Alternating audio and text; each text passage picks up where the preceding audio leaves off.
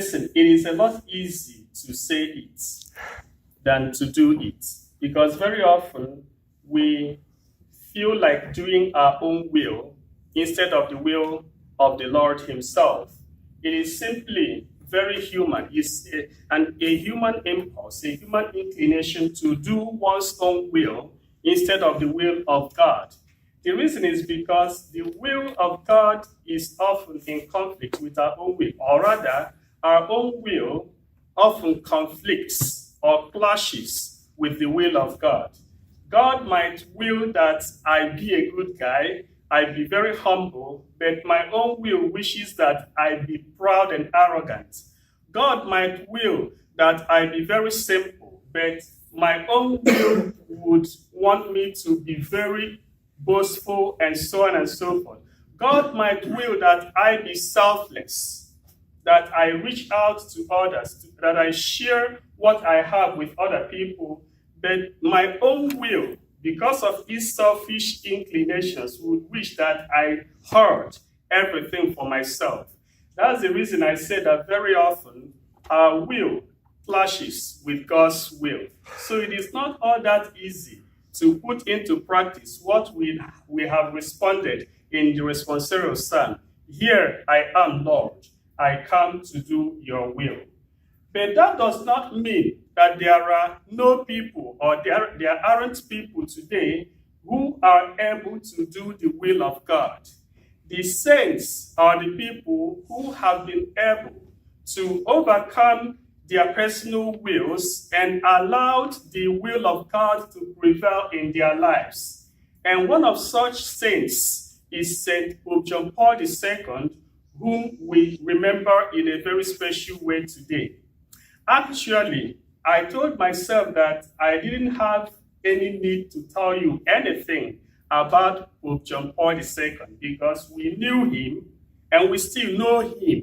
He lived with us. He is not one of those saints of antiquity whom we know much about them only through writings and through documentations and through things that have been communicated to us or transmitted to us.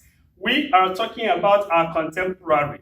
We are talking about someone who lived with us, who lived in our midst, who was just dead a couple of years ago, but because of the wonderful things that God did through him, and because of the fact that he submitted his will to the will of God, and he was able to do the will of God, he has been proclaimed a saint just few years after his departure from this life.